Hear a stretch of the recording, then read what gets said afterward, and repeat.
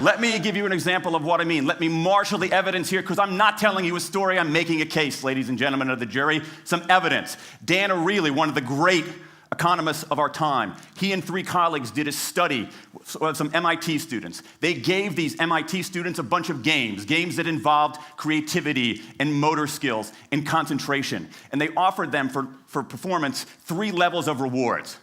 Small reward, medium reward, large reward. Okay?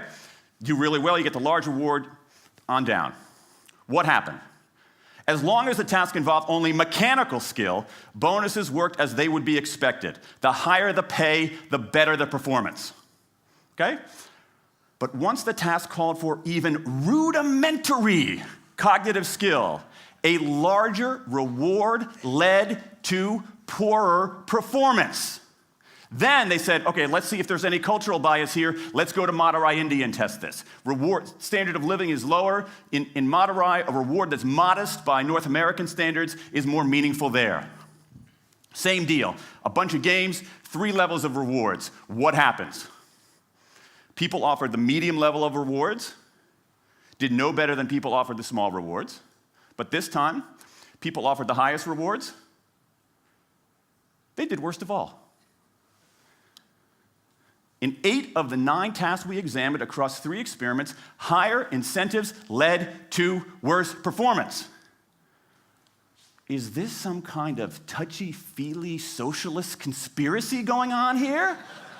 No, these are economists from MIT, from Carnegie Mellon, from the University of Chicago. And do you know who sponsored this research? The Federal Reserve Bank of the United States. That's the American experience. Let's go across the pond to the London School of Economics. LSE, London School of Economics, alma mater of 11 Nobel laureates in economics. Training ground for great economic thinkers like George Soros and Friedrich Hayek and Mick Jagger. Just last month, economists at LSE looked at 51 studies of pay-for-performance plans inside of companies. Here's what the economists there said.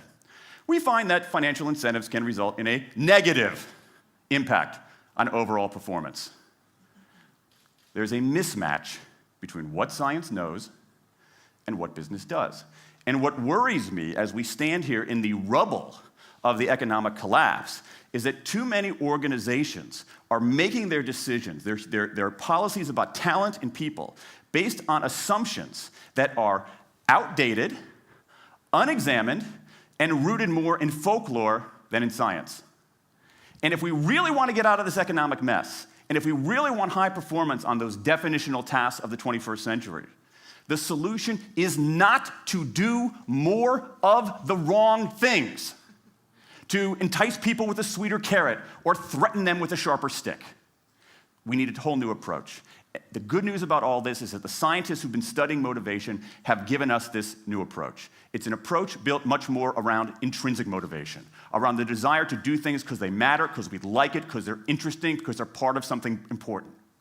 And to my mind, that new operating system for our businesses revolves around 3 elements: autonomy, mastery, and purpose.